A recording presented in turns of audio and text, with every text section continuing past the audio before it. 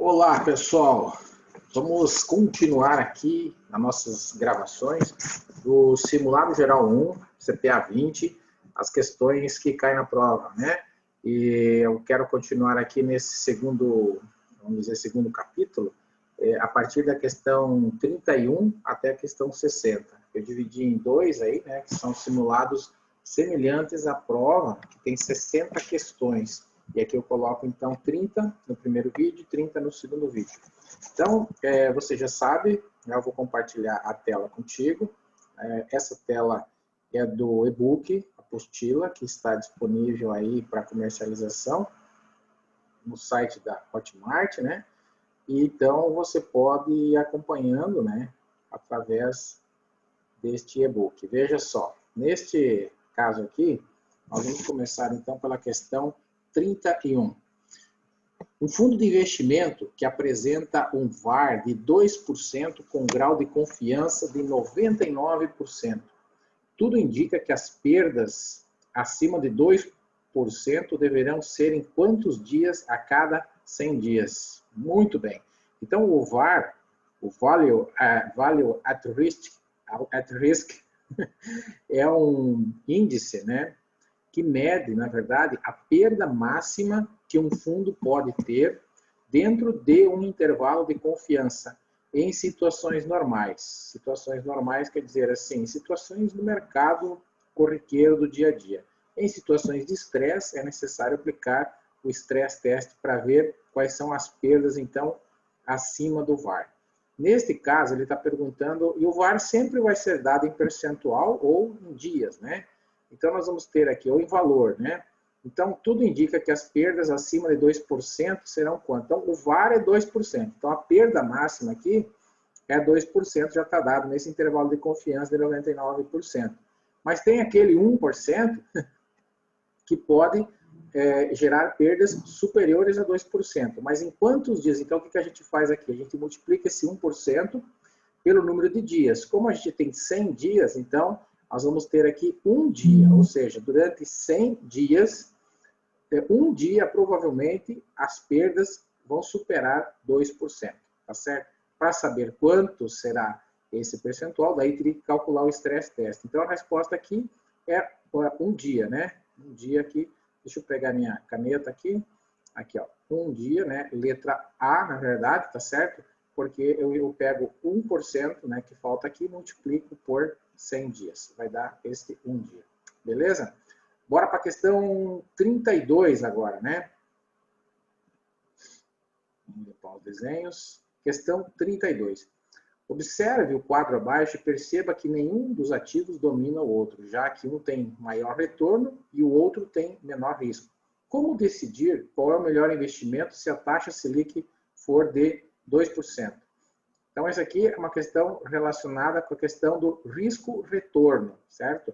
Nós sempre falamos que a melhor relação risco-retorno é aquela que consegue equacionar, ou seja, equilibrar, né, o tamanho do risco que eu vou correr em prol do retorno que eu quero ter, certo? Isso nem sempre é possível a gente dimensionar ou olhar, vamos dizer assim, a olho nu, quando um não domina o outro. Por exemplo, vamos dizer que eu olhando para esse quadro aqui, vamos dizer que eu tenho aqui, eu tenho o retorno de 33, um risco de 6 no fundo A e no fundo B 26 para risco 4. Eu não tenho como, olhando só para os números, decidir qual é o melhor, porque o fundo A me dá um retorno maior, mas eu corro mais risco.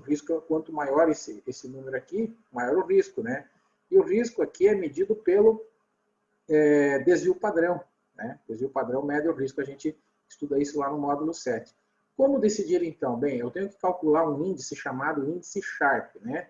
A prova não vai pedir cálculos para você. Eu vou só mostrar aqui, através do cálculo, para que você fique mais fácil para entender. Mas se eu tivesse que fazer o cálculo aqui do índice Sharpe, nós vamos pegar o quê? 33 aqui, menos 2, né, que é a taxa Selic, dividido por 6.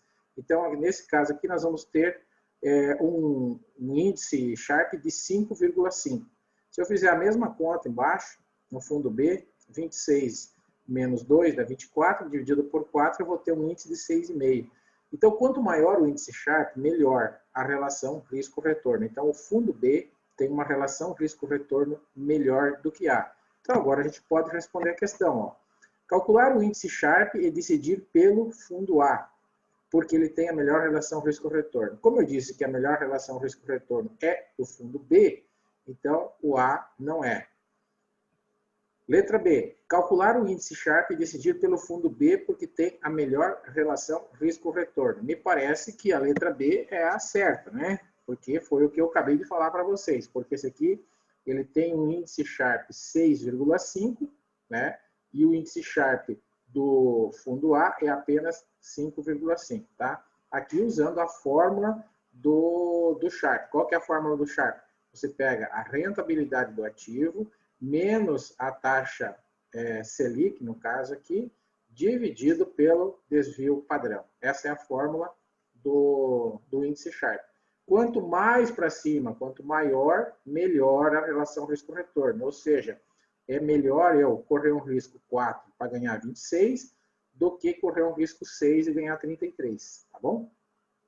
Então, a letra B é a certa. A letra C, por que não é a C e a D? A C está dizendo calcular o índice Sharpe e decidir pelo fundo A porque tem retorno maior. Sim, ele tem retorno maior, mas baseado no índice Sharpe, essa não é a melhor decisão. Optar pelo fundo A porque seu índice Sharpe é maior que o fundo B, a gente já viu aqui que não é verdade, então já expliquei tudo isso, a resposta certa é a letra B de bola, ok? Muito bem, então partiu, próxima questão. 33. Um cliente faz uma operação de derivativos no mercado futuro e o preço do ativo subjacente no mercado à vista, no vencimento do contrato, subiu em relação ao valor de exercício, o valor que ele combinou no contrato. Né? Então, aqui a gente tem alguns nomes engraçados, né? Ativo subjacente. Né? Toda vez que eu faço um contrato de derivativos, eu faço ele atrelado a um ativo existente, que pode ser, por exemplo, uma ação. Então, ativo subjacente é o ativo que esse contrato está vinculado. Então, na questão 33, isso aqui nós estamos falando do mercado de opções dentro de derivativos, módulo 4, né? Então, vamos lá. No mercado de opções, o preço subiu em relação ao valor de exercício, ou seja, quando você fez no mercado futuro e o preço de exercício no mercado à vista, no vencimento, subiu em relação ao valor de exercício. Neste caso, desculpa, eu falei mercado de opções. Não, aqui nós estamos falando do mercado futuro de derivativos, né? Mercado futuro. Então, mercado futuro, nós temos mercado a termo, swap e opções. Mercado futuro é aquele que tem os ajustes diários. Você recebe um débito ou recebe um crédito. Tá? E é justamente essa a pergunta. Então, a letra A pergunta assim, o vendedor recebe um crédito e o comprador é debitado. Vamos primeiro pensar o seguinte, ó. Nós estamos aqui no mercado futuro, certo? Onde nós temos um comprador e o vendedor, sempre assim, tá certo? O comprador espera a alta, o vendedor, ele tem medo da queda do preço, né? Aqui está falando que o preço subiu em relação ao valor de exercício, né? Então, se o preço subiu, quem que vai receber um crédito? Quem espera a alta ou quem espera a baixa, ou quem acredita na baixa? Quem vai receber o crédito é justamente o comprador, que ele que espera, ele comprou, na verdade, esse contrato porque ele acredita na alta. E acontecendo o que ele previa, ele vai ser creditado. Toda vez que o preço cair, ele vai ser debitado e o vendedor, ele vai ser debitado e o vendedor vai ser creditado. Então, nesse caso, a resposta é a letra B. O comprador recebe um crédito e o vendedor um débito, né? As outras estão sendo, a letra A está falando o contrário, a letra C está falando que o comprador agiu como hedger. Não, o comprador, hedger, é um cara que quer se proteger. Esse é o papel do vendedor. O papel do comprador é especulação, é especulador, na verdade, né? Ele está tentando ganhar dinheiro. E por isso que ele corre mais riscos, né? E o vendedor agiu como especulador. Nesse caso, o vendedor estava se protegendo, né? Ele estava com medo da queda. Então, se subir, o vendedor deixa de ganhar. Quando cai, o vendedor é acreditado. Por quê? Porque justamente ele estava preocupado com a queda. É o caso, por exemplo, de um produtor de soja que está com medo da queda do preço da soja. Ele precifica, né? Ele fixa o preço e se o preço cair, ele ganha aquele valor combinado no contrato, que nesse caso aqui é o preço de exercício combinado no contrato, tá certo?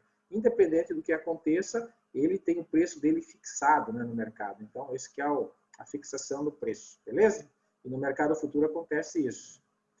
Questão número 34. Agora sim, mercado de opções, né? Eu sempre gosto de falar para vocês sobre o que a gente está falando. Mercado de opções, módulo 4, tá bom? Aqui a gente fala daquele assunto chamado call e put, né? Opção de compra, opção de venda. A put é uma opção de venda, a call é uma opção de compra. Então, vamos lá. Nós temos aqui, numa operação de put, o titular, que é, no caso, o comprador, né? O investidor pagou um prêmio de R$5 para comprar uma opção de venda de uma ação e no dia do vencimento o valor de mercado está em R$100, sendo que o valor de exercício do contrato é R$90. Neste caso, o investidor está in the money ou out the money? Lembra disso? Então vamos pensar assim, ó. Raciocina comigo. Eu vou dar um exemplo prático aqui para que você possa compreender. Vamos dizer que, então vamos pensar assim, ó, o preço de venda, né, no mercado, o preço de venda está R$100, tá? E o preço de exercício, ou seja, o que você combinou no contrato, é vender esse negócio, essa ação, por R$90. Então você tem o direito, você comprou lá atrás, você pagou R$5 para isso, você tem o direito de vender, né? Você tem uma put, então você tem o direito de vender algo por R$90. Mas concorda que, na verdade, o negócio vale R$100, essa ação vale R$100, vale a pena você exercer o contrato e vender por 90, algo que vale 100? Não vale a pena. Então, você está fora do dinheiro, você está out the money. Então, a resposta certa, letra B. O investidor está out the money, tá? E não deve exercer. Então, ele vai perder quanto? R$5, que é o prêmio que ele pagou. Ele deixa de exercer, né? Essa aqui está dizendo que ele está in the money, está errado. Essa aqui está dizendo que ele está at the money, ou seja, teria que estar 100 por 100, teria que estar igual. E a última está dizendo que ele está out the money e deve exercer. Não, ele só exerce quando ele está in the money. Essa é outra dica das opções, né? Ele só exerce quando está in the money, tá certo? E quem exerce é sempre o titular. O lançador, o vendedor, ele é obrigado a vender ou a comprar a opção de compra ou de venda, dependendo da vontade do comprador. Quem decide é sempre o comprador. Beleza? Então, bora lá. Muito interessantes essas questões. Qualquer dúvida aí, a gente vai se falando, né? 35. A empresa de capital aberto ABCD anunciou a realização de split de suas ações. Em decorrência deste fato, o que acontece com o acionista? Bem, a 35 fala da questão do split e do implit, né? Então, aqui é muito, tem que gravar muito bem essa questão, qual é a diferença entre um e outro. Essa aqui é aquela situação que acontece o desdobramento das ações, né? O split é a mesma coisa que desdobrar as ações, né? Ou seja, o valor da ação está muito alto, então o split, na verdade, é o desdobramento da ação, tá? Desdobrar significa diminuir o valor da ação. O valor da ação está muito alto, tá? E o implit é o contrário, é o agrupamento. Então, implit, agrupamento, split, desdobramento. Tá joia? Então, lembra do alfabeto aqui, ó. O S com o D e depois o I com o A, né? As letras que estão mais próximas aqui. Então, o split é o seguinte, a pessoa vai ter uma diminuição no valor da ação e um aumento na quantidade. Essa é a tarefa do split, tá bom? Então, a alternativa A, recebe gratuitamente ações mediante a incorporação de reserva de lucro sem alteração no patrimônio? Não, isso aqui na verdade, gratuitamente, é bonificação, né? Bonificação, quando a empresa bonifica os seus acionistas. Letra B, tem o direito a subscrever ações em quantidade proporcional às já possuídas, evitando a diluição da sua participação. Isso aqui é direito de subscrição, né? É como se fosse uma ordem de call, que a gente acabou de ver antes falando da put, da call, né? Isso aqui é como se fosse uma ordem de call, é um direito de subscrição. As empresas fazem muito isso, mas não é a resposta ainda da nossa questão. Nós queremos saber o que acontece com o acionista quando a empresa faz um split, tá? Letra C, observará uma elevação da quantidade de ações detidas, né? Opa, essa é a resposta certa, né? Letra C, vai aumentar a quantidade de ações detidas e vai ter, e a última, observará uma diminuição na quantidade. Não, vai aumentar a quantidade, tá certo? Vamos supor uma empresa que tenha uma ação que vale R$200, por exemplo, no mercado. E ela resolve fazer um split de 1 para 10, tá? Só um exemplo. Então, o que ela vai fazer? Ela vai pegar 200 e dividir por 10. Então, a ação que valia 200, ela vale 20. Então, quem tinha uma ação de 200, agora vai ter 10 ações valendo 20. Entenderam? Isso é split. Então, aumenta a quantidade e diminui o valor. Tá joia? Lá na apostila tem um quadrinho bem interessante mostrando, fazendo um resumo dessas correlações aí entre split e implit, tá bom? Continuando, questão 36. Um investidor que opera em day trade dentro do mês. Day trade é aquela operação que você faz no mesmo dia, né? Compra e vende no mesmo dia. Com transações de venda, valor inferior a R$20.000. Obtém lucro, pagará imposto de... Muito bem, né? Primeiro, o seguinte, ó. Day trade não tem isenção. Então, esse negócio de... Não importa se o valor é inferior a 20 mil. Esse negócio do valor inferior a 20 mil é para transações no mercado de ações, no mercado à vista, no mercado de swing trade ou buy and hold, no mercado normal. Quando for negociação no mesmo dia, é diferente. O alíquota é 20%, então não é só 15% como no mercado à vista, e aqui não tem isenção. Então, quanto é que ele vai pagar aqui? Ele vai pagar 20% sobre os rendimentos, sendo 1% na fonte, né? Tudo sobre os rendimentos, tá bom? Tudo sobre os rendimentos. Aqui ele fala 21% sobre o capital, é bobeira, né? Deixa eu limpar aqui, que eu fiz muito risco aqui, acho que ficou muito bagunçado, né? Aqui ele fala, ó, 21% sobre o rendimento, nada a ver. 0,005 sobre o capital e 15% sobre o rendimento, isso aqui é no mercado à vista, tá certo? E isento, pois a operação foi abaixo de 20 mil, isso aqui seria se fosse mercado à vista, como eu já expliquei para você. Então, resposta certa, letra B, 20% sobre os rendimentos, sendo 1% na fonte. Ou seja, ele vai pagar 20% no máximo, tá bom? Esse 1% vai ser descontado. Então, vamos supor que ele teve lucro, sei lá, vamos dizer que ele teve R$1.000 de lucro, né? Então, você vai pegar R$1.000 vezes 20%, né? Isso vai dar quanto? R$1.000 vezes 20% vai dar R$200 de imposto no total, certo? Mas ele já pagou 1% desses R$1.000. Então, ele já pagou R$10, certo? Então, vai pegar R$1.000 menos vezes 1%. Isso aqui ele já pagou na fonte lá quando ele fez a venda. Então, isso aqui vai dar R$10. Então, como que ele vai recolher a diferença? Via DARF no mês seguinte. Ele vai recolher 200 menos 10, 190 via DARF no mês seguinte. Até o último dia do mês seguinte ele pode fazer esse recolhimento, tá joia? E esses 10 é descontado no ato da venda, já na hora que ele fez a venda.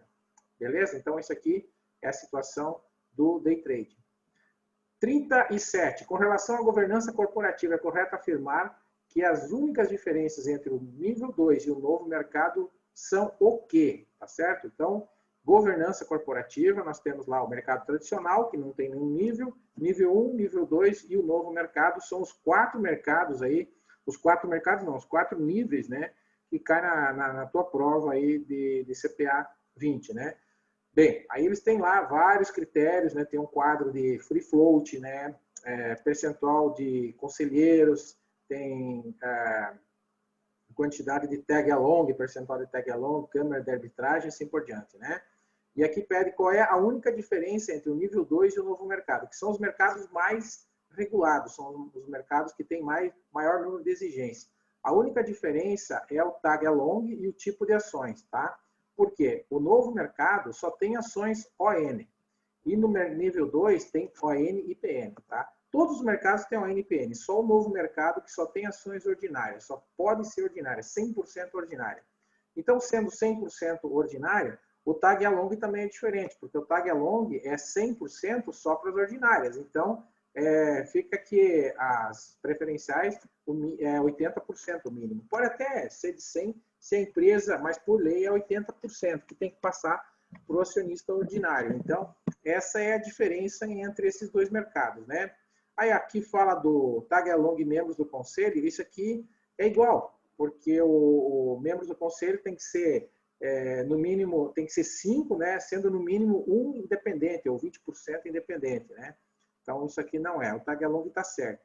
Tipo de ações e free float. Não, o free float é 25%, então é igual para todos, na verdade. No mínimo 25%, que é aquela quantidade de ações que estão em circulação, ou seja, estão na mão dos acionistas, né? Isso aí é uma regra básica do mercado para liquidez do mercado.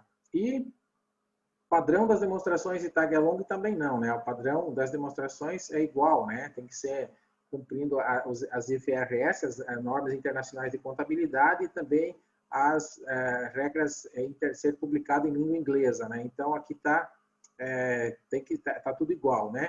E o tag-along estaria certo, né? Mas aqui essa aqui está errada.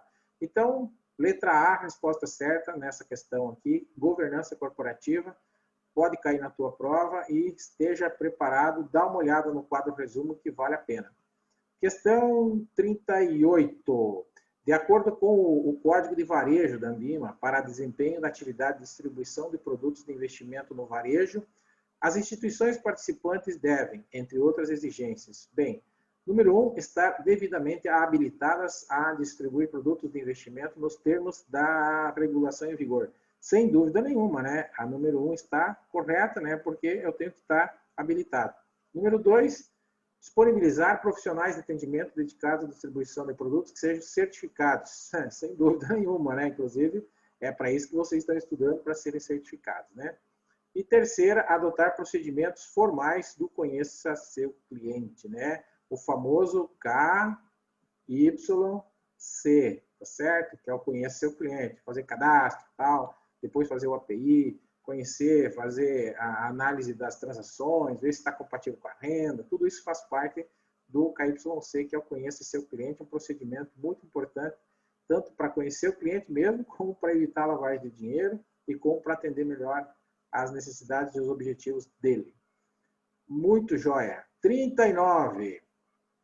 São obrigações das instituições participantes determinadas pelos princípios gerais do Código de Fundos de Investimento da Anbima. Respeitar o dever de diligência, na 39. Sem dúvida nenhuma, né? Certinho. Preservar o sigilo das informações dos fundos, né? Preservar o sigilo, na verdade, dos investidores, né? O sigilo das informações dos fundos, não. Porque as informações dos fundos têm que ser repassadas para o investidor, da melhor forma possível, né? Zelar pela relação fiduciária entre a instituição participante e o cotista, né? Relação fiduciária, relação de confiança, né? Fidúcia é uma palavra grega que remete à confiança. Então, esse é o papel dos princípios gerais do Código da Anbima, né? Zelar por essa relação de confiança, para que não haja conflito de interesses. E 4, atuar com transparência sobre as informações do fundo, sem dúvida nenhuma. O correto aqui é 1, 3 e 4, o número 2 está errada. Então, 1, 3 e 4 ficaria com a letra B de bola. Beleza? Continuando, deixa eu só apagar os risquinhos. 40. Questão 40, nós temos para os fundos de investimento regulados pela instrução CVM 555, o Código do Fundo de Investimentos da Anbima, que exige o formulário, que o formulário de informações complementares apresente o quê? Então, lembrando que aqui nós estamos falando sobre os documentos dos fundos, né? Os documentos que precisa tanto para registro do fundo, como para apresentação para o investidor na primeira aplicação, que são o regulamento, FIC e a lâmina, né? Muito bem, o que consta em cada um? É importante você relembrar, né? Eu não vou me aprofundar aqui agora, que não é o foco. E o que precisa constar no FIC? Formulário de informações complementares, né?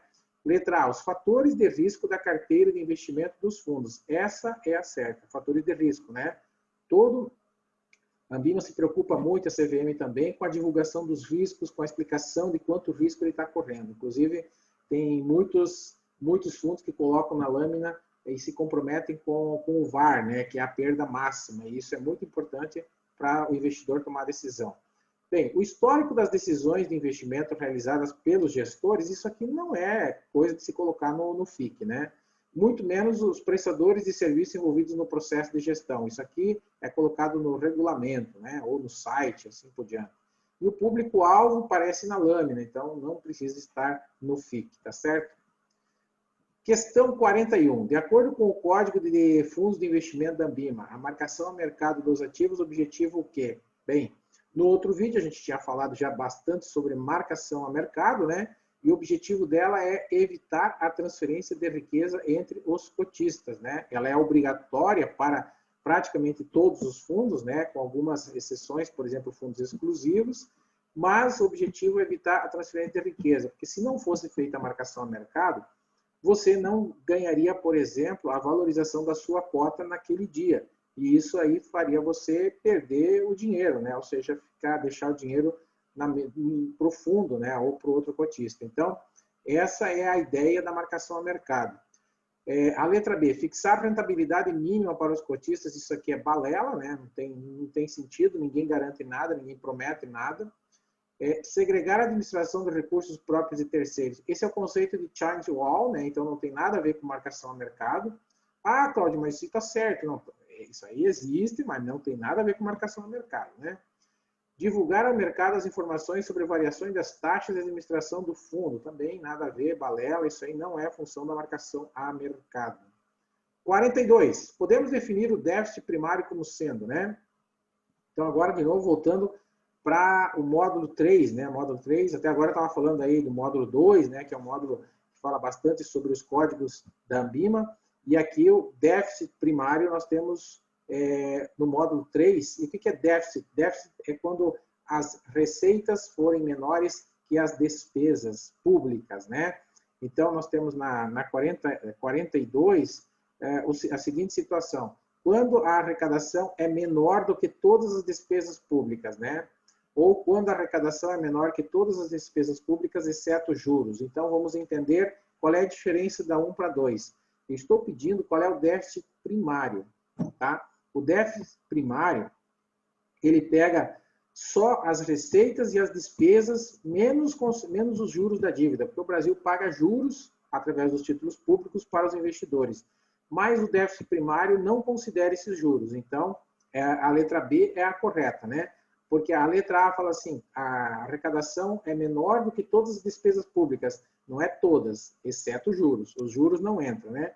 Quando a gente desconta os juros, né? Ou seja, o conceito da letra A seria aqui o déficit nominal, né? O déficit nominal, aí sim, a receita é menor do que todas as despesas públicas, tá bom? Então, o conceito aqui da letra A é o déficit nominal, tá? Anota aí para você não esquecer. E a letra C está errada porque diz assim que a arrecadação é maior. Quando a arrecadação, e a D também, ó, quando a arrecadação é maior, eu tenho um superávit, não um déficit. Então, totalmente errado. Resposta certa, letra B de bola. Bora para outra? 43.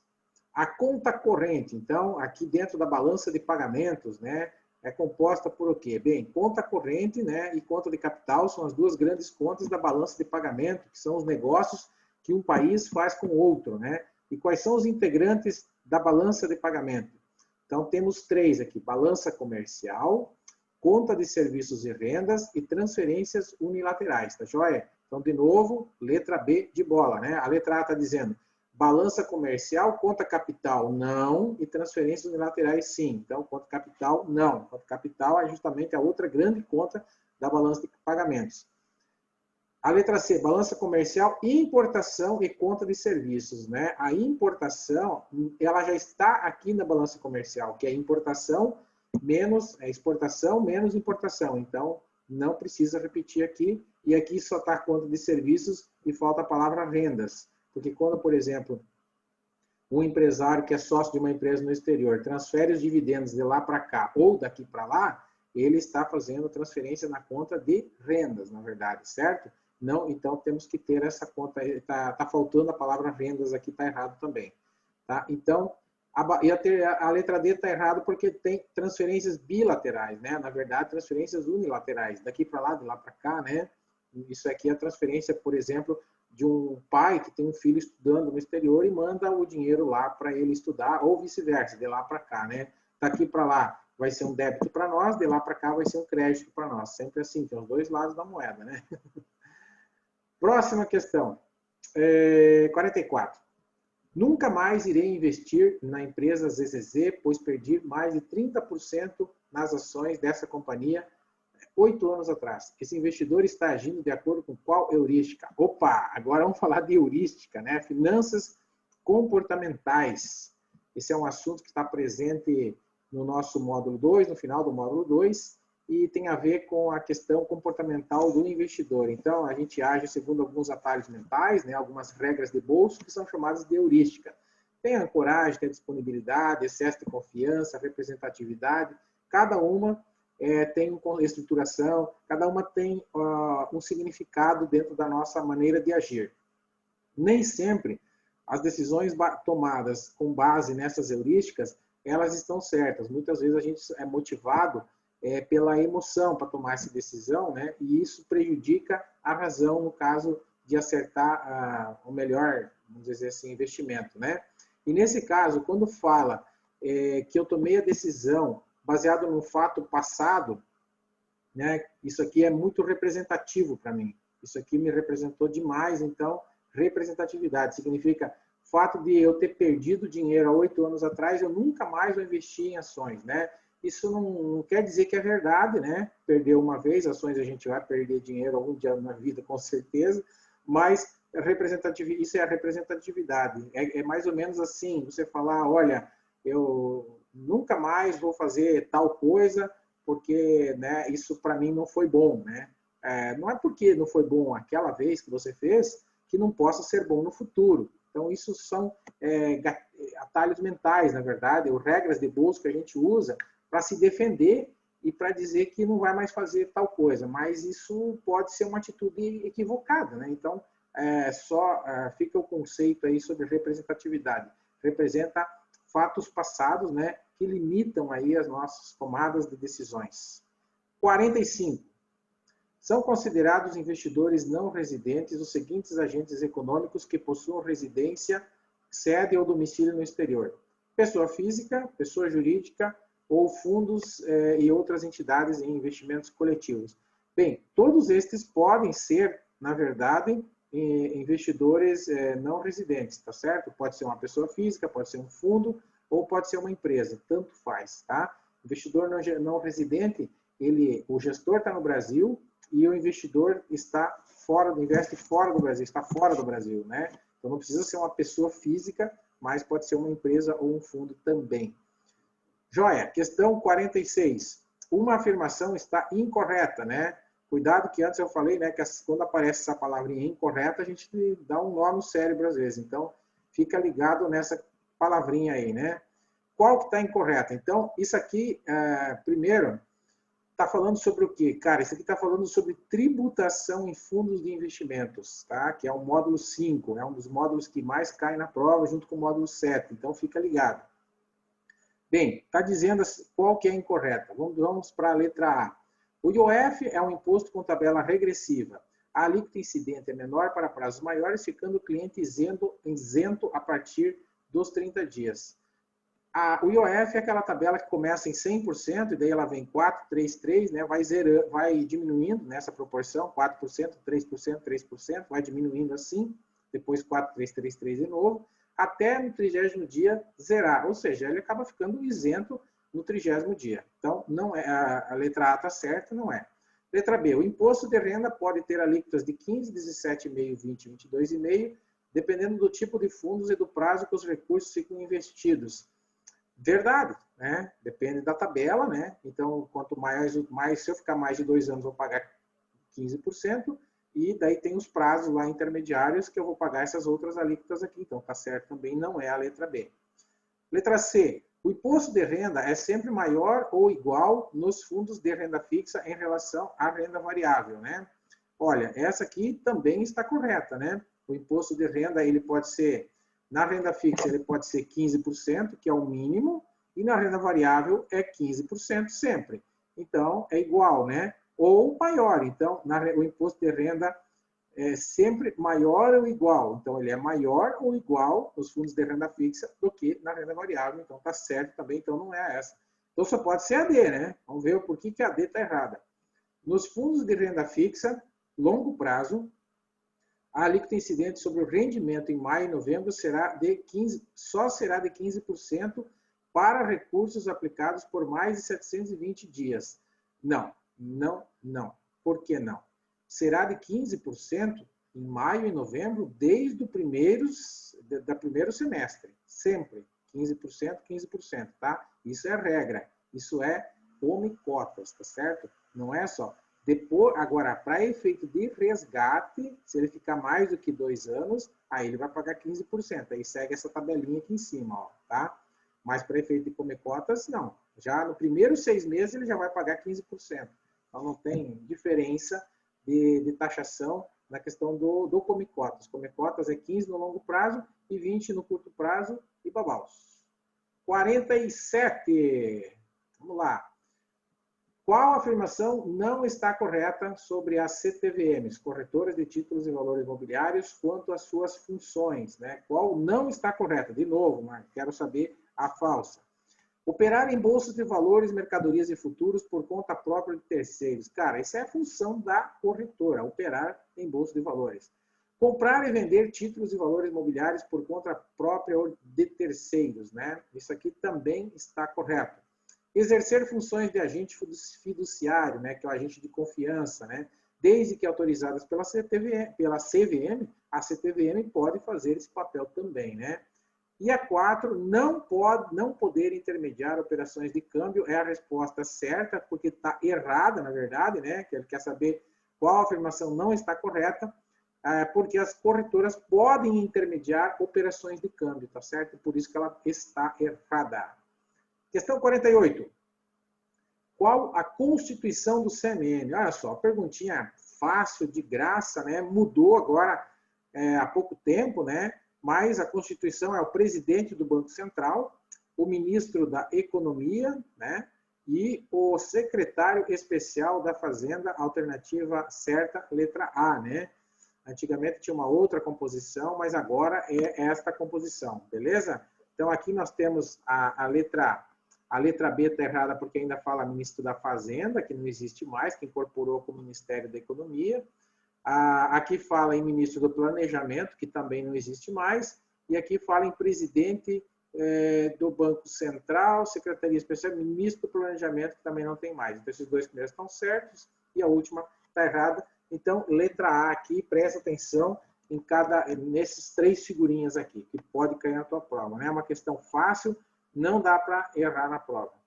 Questão 49, uma questão sobre política monetária, de novo, do módulo 3. A expansão do crédito traz como consequência o quê? Cara, quando aumenta o crédito, na verdade, aumenta o dinheiro disponível para as pessoas, para os bancos emprestarem, e tudo isso, na verdade, a tendência é aumentar o PIB, pois aumenta o consumo das famílias, né? As pessoas gostam de comprar a prazo, gostam de pegar dinheiro emprestado, gostam de financiar as suas compras. Então, se tem crédito, se a taxa de juros está baixa, então, meu Deus do céu, o negócio é consumir. Então, essa é a ideia, né? E o consumo das famílias aumenta o PIB, por quê? Porque o PIB é composto pelo consumo das famílias, mais os investimentos das empresas, mais os gastos do governo, mais as exportações líquidas. Lembra da fórmula do PIB? Então, resposta certa é a letra B. O encolhimento do PIB não é verdade, então a letra C e a letra D é bobagem. E por que a C não está certa, né? A C não está certa, pois diz que vai aumentar o volume das importações, né? Não, o volume das importações diminui o PIB, tá certo? Aqui, ó, exportações líquidas, exportações menos importações, tá? Beleza? Beleza. Entendido? Espero que sim. Questão número 50. Vamos lá. O IPCA é um importante indicador econômico, por quê? Tá? O IPCA é o índice oficial de inflação no Brasil, né? O índice oficial calculado pelo IBGE. Muito bem. O que o IPCA, então, ele quer saber aqui? Abrange tanto os preços do varejo quanto do atacado? Na verdade, não. Quem abrange os preços do atacado é o IGPM, que é a prévia da inflação. Então, ele quer... A prova vai querer fazer confusão entre o IGPM e o IPCA. Mede a inflação das famílias de baixa renda. Bobagem, nada a ver. Letra C, é utilizado pelo Copom para acompanhamento da meta da inflação. Isso é verdade. E é utilizado pelo IBGE para acompanhamento nas áreas rurais. O IBGE é quem calcula, né? Mas não é utilizado para isso. Então, resposta certa aí é a letra C, né? Utilizado para acompanhar a meta da inflação, que é definida, não esqueça, pelo CNN, né? A meta da inflação. 51. O governo anunciou a redução do IPI sobre carro zero e redução do imposto de renda à pessoa física, que vão beneficiar milhares de contribuintes. Agora, essas medidas, elas vão causar o quê na economia? Número 1. Caracteriza-se uma política fiscal restritiva, cujo objetivo é diminuir os gastos do governo. Cara, pensa comigo. Se o governo reduz o IPI e reduz o imposto de renda, ele está, na verdade, executando uma política de expansão, porque vai sobrar mais dinheiro na mão das pessoas e das empresas para eles gastarem e fazer o PIB crescer. Então, não é uma política de restrição. Então, essa aqui está errada, né? Na minha opinião, totalmente errada. Número 2. Promove o crescimento econômico na medida que a população tem mais renda disponível para consumo. Bingo, acabei de falar exatamente isso. Então, a número 2 está certa. 3. Pode levar a uma recessão no curto prazo? De jeito nenhum, de jeito nenhum. Se as pessoas vão consumir mais, não, recessão é justamente quando acontece o contrário, né? Quando as pessoas param de consumir, param de comprar, quando não tem dinheiro em circulação, tá? Como, por exemplo, esse momento da pandemia, né? Trouxe todos esses problemas de recessão. Então, a 2 está errado, a 1 está errado, a 2 está certo, a 1 está errado, a 3 está errado e a 4. Provocam diminuição na receita do governo, aumentando o déficit. Olha, provoca redução sim, porque o governo arrecada dinheiro a partir dos impostos. E o IPI e o IPI, imposto de renda, são impostos federais, então o governo vai ter aí uma arrecadação menor, né? Se ele já está com déficit, o déficit vai aumentar, né? Ou diminuir o superávit. Isso é verdade. Então, nós temos aqui a 1 e a 4. Resposta certa, a resposta certa, a 2 e a 4, né? Resposta certa, letra D de dado. E aí, vamos para a questão 52. Vem comigo. No último trimestre, houve elevação da taxa de juros, porém a inflação se manteve estável. A respeito da taxa real de juros no período, podemos afirmar que...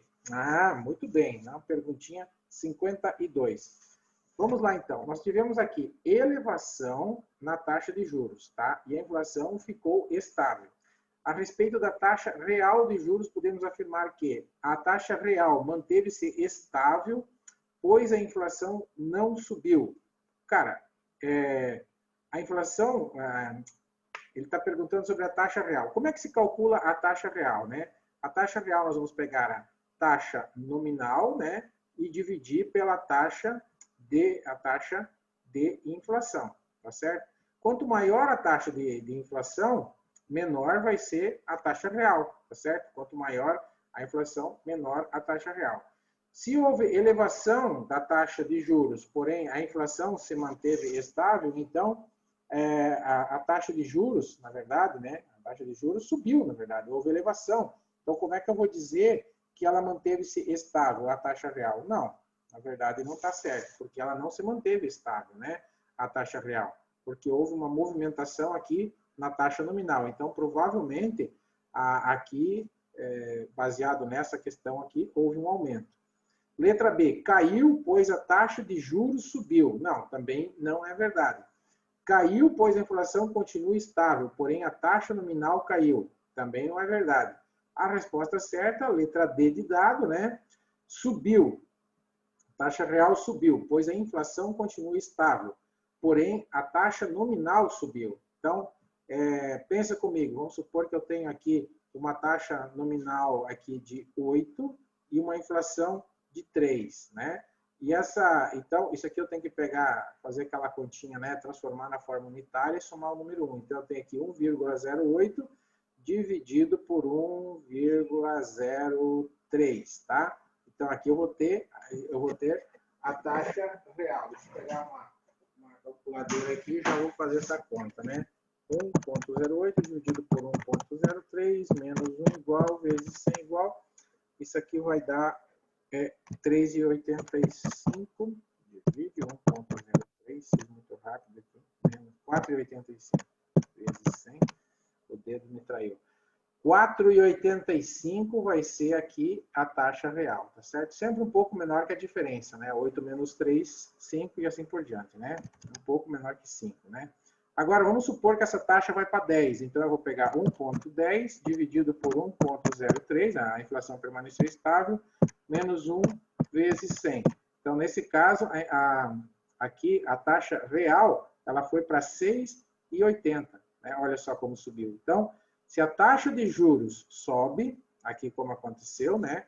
Que é a taxa nominal, na verdade, a taxa real sobe também, tá certo? Se a inflação permaneceu estável. Agora, se a inflação se movimenta, daí já é outra conversa. Então, por isso que a resposta da letra B, da letra C não está certa, porque está falando que caiu, e a letra A não está certa, porque está falando que a taxa real ficou estável. Na verdade, não ficou estável, ó. Ela foi de 4,85 para 6,80, beleza? Então, depois você não entendeu, volta um pouco o vídeo, assiste mais devagar para você entender como que é esse cálculo aqui, né? Aqui é 1,08 porque eu peguei o 8 e o 3 aqui, dividi por 100 e somei o número 1 que você quer transformar na forma unitária, segundo a fórmula da matemática, né?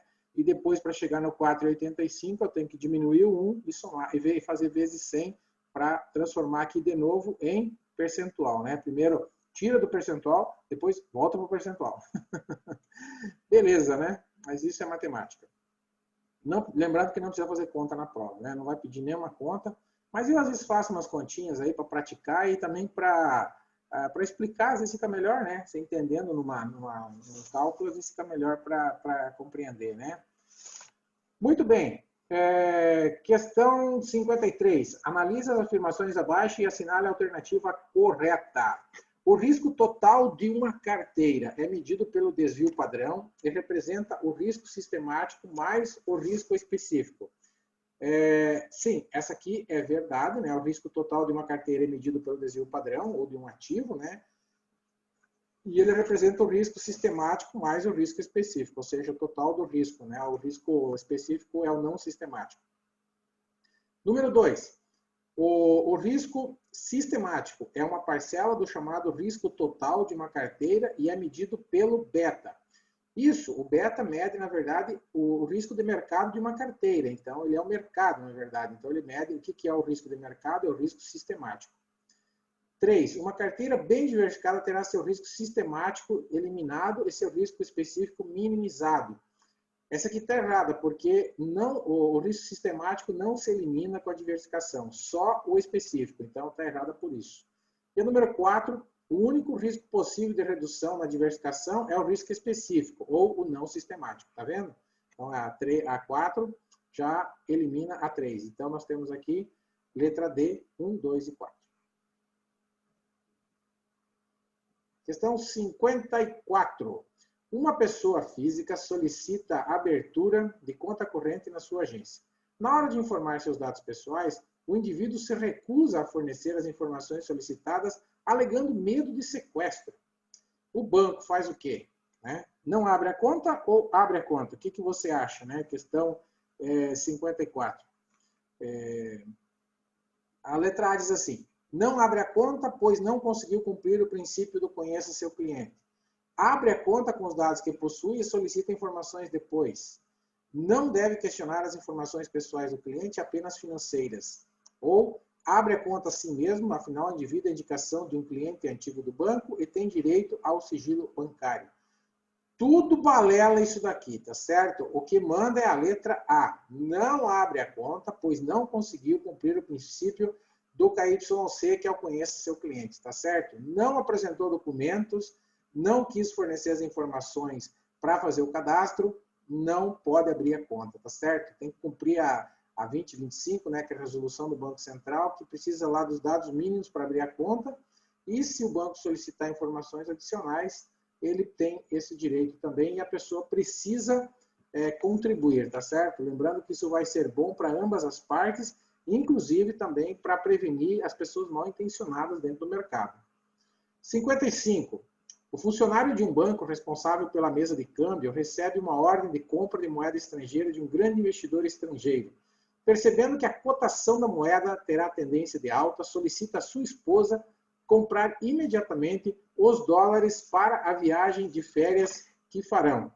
Podemos afirmar que este procedimento refere-se a uma transação ilícita denominada front running, refere-se a uma operação ilícita denominada insider trading, feriu o princípio do KYC ou constitui uma operação suspeita de lavagem de dinheiro. Resposta certa, letra A. O front running corre na frente, na verdade, né? Ele faz para si operações que deveria ter feito para o cliente. Então, o cara recebeu uma informação na mesa de câmbio, né? Para comprar para o investidor estrangeiro. Então, ele tinha essa informação, percebeu que a cotação ia aumentar e fez a transação primeiro para ele, ou fez para ele, correu na frente, tá certo? Então, essa é a ideia, né? Insider seria informação privilegiada, né? Não de domínio público ainda, que não é o caso aqui, né? E as outras duas, nada a ver. 56. Assinale a alternativa incorreta em relação às características de um banco múltiplo. Realiza operações ativas e passivas. Essa está certa. Se tiver carteira comercial, pode captar depósito à vista. Sim. Pode administrar fundos de investimento. Sim. Deve obrigatoriamente ter carteira comercial. Não. Obrigatoriamente não. Ele pode ter uma carteira de investimentos e mais uma outra carteira e ser um banco múltiplo, tá certo? Porque a carteira comercial ou a de investimento, ele tem que ter no mínimo duas, sendo uma das duas comercial ou de investimento, tá certo? Então, resposta certa, letra D, que é a incorreta. Questão número 57. 57, considerando uma debênture com vencimento de 3 anos, pagamento de cupons semestrais a cada 180 dias, podemos afirmar quanto ao pagamento do primeiro cupom, né? Primeiro cupom. Não haverá incidência de imposto de renda, pois esse título conta com isenção fiscal. Bobagem, bobagem. Debênture paga pela tabela no resgate, dependendo do prazo de permanência. B. Haverá incidência de 15% de imposto de renda na fonte para investidor pessoa física. Não, é pela tabela, eu já falei, não é 15%. Letra C. O imposto de renda devida de 15% será cobrado no vencimento, também não, já falei. Resposta certa, será recolhido na fonte pela fonte pagadora, no caso pelo emissor do título, da debênture, o imposto de renda de 22,5%. Por quê? Porque segue a tabela da renda fixa. Então, nos primeiros 6 meses, é 22,5%. De 6 meses a 1 ano, 17,5%. Depois de 1 ano a 2, 20%. Ih, agora confundiu, né? 6 meses, 22,5%. De 6 meses a 1 ano, vai ser 20%. De 1 ano a 2 anos, 17,5%. E acima de 2 anos, 15%. Tabela da renda fixa. Lembrando que essa tabela, agora a prova está disponibilizando para você. Então, não precisa se preocupar em decorar essa tabela, não, porque eles estão oferecendo ela na aba de materiais adicionais, tá bom? Questão 58. Em 1º de março de 2008, o investidor adquiriu ações por 10 mil e as vendeu 20 dias depois por 18 mil. Então, ele obteve um lucro de 8 mil reais, tá? Em 20 dias. Essa foi a única operação com ações realizadas no mês. A tributação sobre o ganho de capital será de 15%. Sobre o quê? A 58, né? Bem, gente, no mercado à vista, a tributação é de 15%. 20% é no day trade, né? Como ele não vendeu no mesmo dia, ó, ele vendeu 20 dias depois, ele vai pagar 15% sobre o rendimento apenas, né? De 8 mil reais, né? Então, se ele vendeu aqui por 18 mil, ele teve um rendimento aqui de 8 mil reais, beleza? Então, qual que vai ser a história aqui? Se ele for pessoa jurídica, ele vai pagar 15%. Se for pessoa física, ele está isento. Por quê? Porque ele vendeu menos de 20 mil. Então, vamos às alternativas. Ele vai pagar 15% sobre 8 mil, se pessoa jurídica, recolhido via DARF, né? Sempre recolhido via DARF. Sobre 8 mil, se pessoa física ou jurídica, recolhido via DARF. Não, porque pessoa física está isento. Sobre 18 mil, não. Sobre 18 mil, não, né? De forma alguma. Então, resposta certa, letra A. Beleza? Questão boa aí, para nós lembrarmos que a pessoa física é isenta. Aliás, dica de prova, todas as isenções de que falam na Ambima é para a pessoa física. A pessoa jurídica não tem isenção. A companhia XPTO deliberou um aumento de capital emitindo novas ações. Analise as seguintes afirmações. O acionista atual tem preferência em subscrever as novas ações proporcionalmente às já possuídas, né? Sim, isso é verdade, que é o direito de subscrição.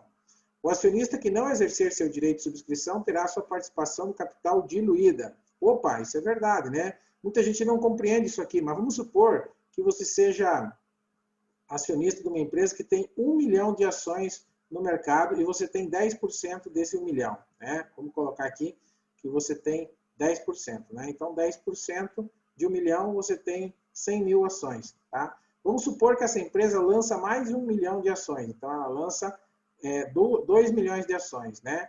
Lembra que você tinha 10%, né? Quantas ações você tinha? Você tinha 100 mil ações, tá certo? Então, você tinha 10%. Se você continuar com as 100 mil ações, esse teu percentual vai cair para 5%, concorda?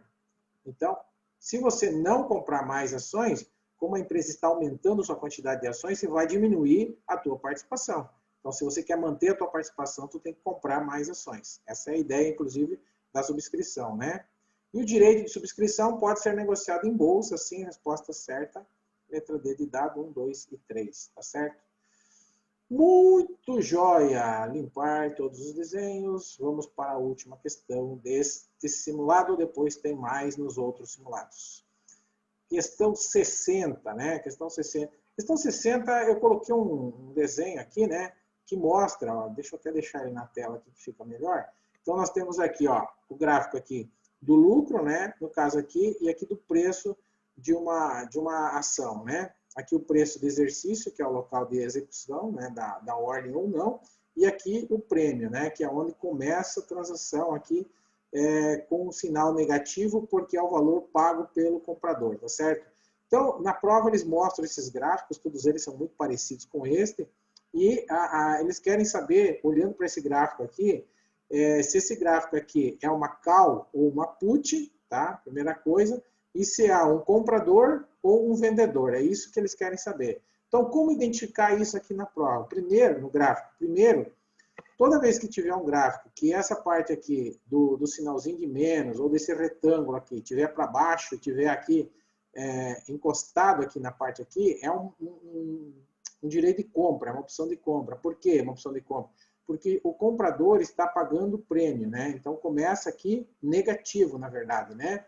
E é uma opção de compra porque está aqui, ó, encostado, né? Uma dicasinha aqui, ó, está encostado aqui, ó, no eixo do lucro, tá certo? Quando está encostado aqui do lado esquerdo, na verdade, uma opção de compra. Para saber se é uma ordem, porque pode ser uma ordem de venda, né, ou uma opção de compra, né?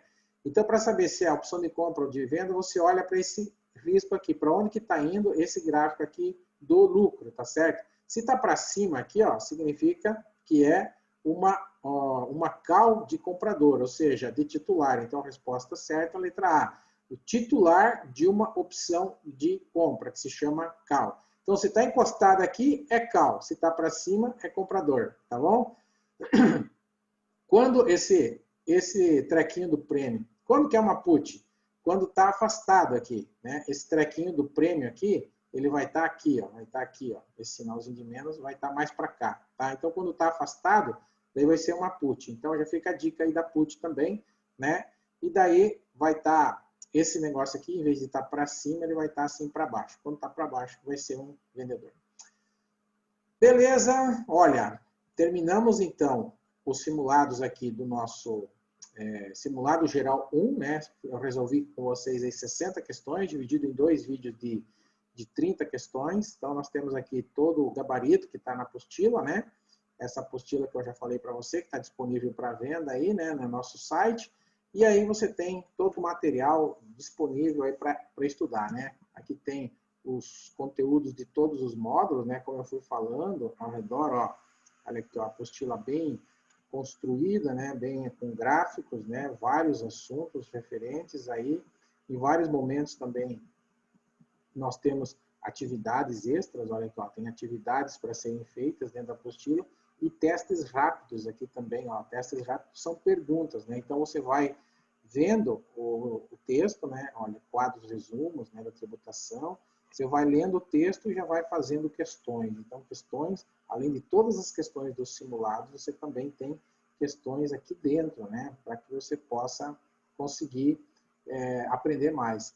E a leitura complementar, né? Que eu coloco aqui para vocês. Acho que isso aqui é um grande também avanço, né? Que a gente colocou através do QR Code. Então, aqui para falar sobre, ó, eu quero investir.com, né? Fundos de crédito privado. Então, além do conteúdo que você tem aqui, você clica, aponta a tua câmera do celular aqui para esse QR Code, ele vai te levar direto para um texto ou para um vídeo sobre este assunto que pode aí complementar todos os teus estudos, tá certo? Então, fica a dica aí, pessoal, para que vocês possam estudar. Acompanhem as minhas redes sociais, o meu canal no YouTube, que sempre tem vídeos para assistir lá, que podem estar aí te ajudando de alguma forma a passar na prova da Ambima, tá certo? Fiquem com Deus, ótimos estudos e até os próximos vídeos. Um grande abraço.